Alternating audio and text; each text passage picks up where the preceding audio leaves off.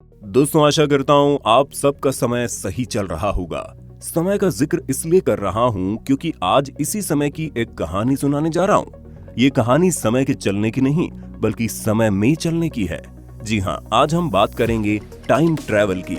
नहीं रुकिए, शायद आपको लगा होगा हम आज फिर वही बिना सिर पैर वाली टाइम ट्रैवल वाली कहानी सुनाएंगे, लेकिन ऐसा नहीं है दोस्तों। आज हम टाइम ट्रैवल से जुड़ी वो जानकारी देने जा रहे हैं जिससे आपको पता चलेगा कि इंटरनेट और यूट्यूब पर फैली ये झूठी टाइम ट्रैवल की कहानियां कितनी फेक है। आज हम आपको बताएंगे क्यों आने वाले लाखों सालों तक इस ब्रह्मांड में टाइम ट्रैवल की कोई संभावना नहीं है। तो तैयार हो जाइए, क्योंकि आज हम इस वीडियो में समय से जुड़े इस सबसे बड़े झूठ से पर्दा उठाने जा रहे हैं। इसलिए इसे बेहतर तरीके से समझने के लिए वीडियो को अंत तक जरूर देखना।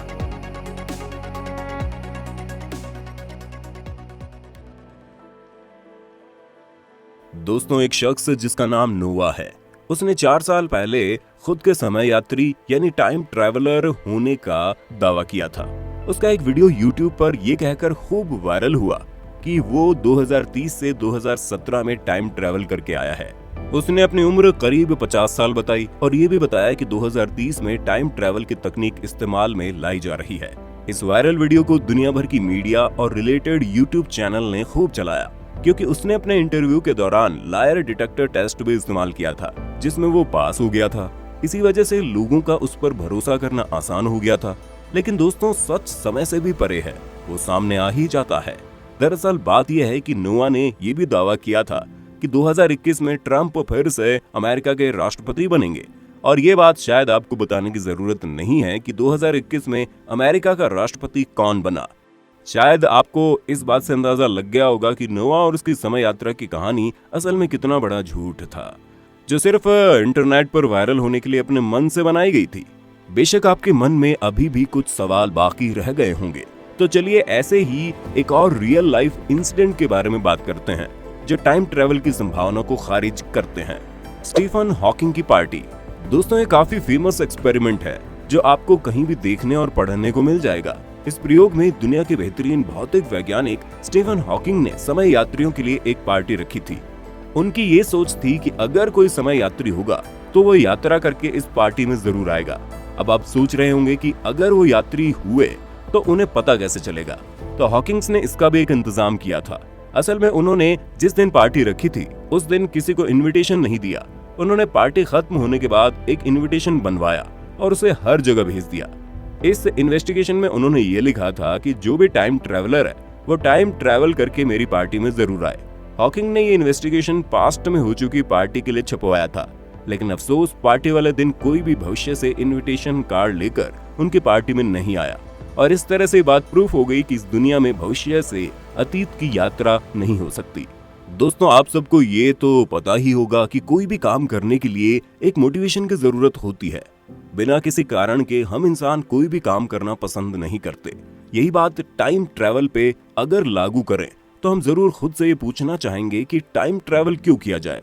इस बात के प्रमाण में आज का उदाहरण लेते हुए यूनिवर्सिटी ऑफ क्वींसलैंड में school of mathematics and physics के प्रोफेसर डॉक्टर फैबियो कोस्टा बताते हैं कि मान लीजिए आप समय की यात्रा करते हैं और वायरस के फैलाव को रोकते हुए कोविड-19 के मरीजों की संख्या शून्य करने की कोशिश करते हैं।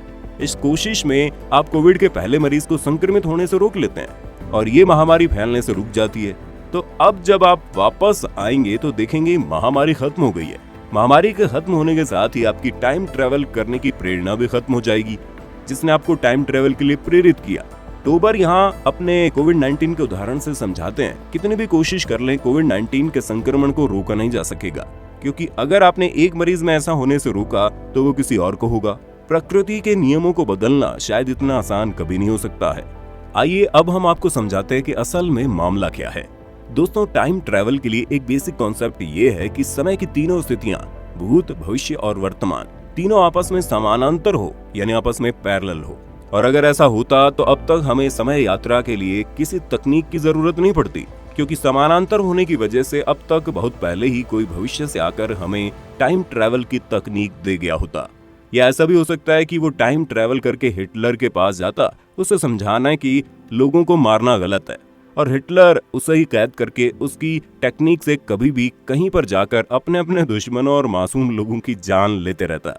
ये उदाहरण कहीं पर भी लगाकर देखा जा सकता है। दोस्तों याद रहे, यहाँ पर हम बात नोआ जैसे लोगों की नहीं कर रहे हैं जो सिर्फ झूठी कहानियां सुनाते हैं।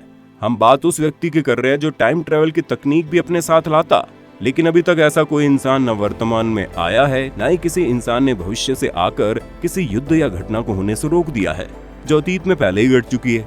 अगर ऐसा टाइम ट्रेवल पॉसिबल हुआ तो इंसान मौत पे विजय पा जाएगा। सभी मौत से भागने के लिए टाइम ट्रेवल की तकनीक का इस्तेमाल करने लग जाएंगे।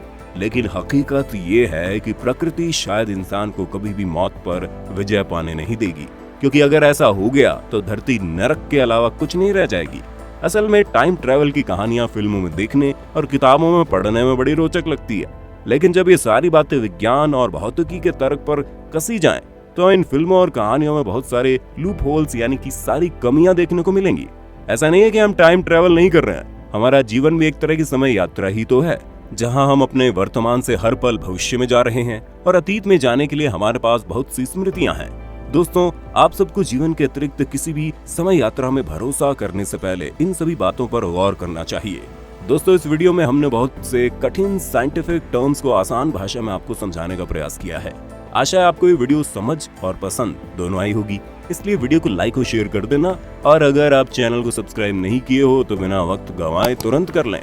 और अगर आप ये वीडियो फेसबुक पर देख रहे हैं तो हमारे फेसबुक पेज को लाइक और फॉलो करें। आज के लिए इतना ही, अब आपसे मुलाकात होगी अगले वीडियो में।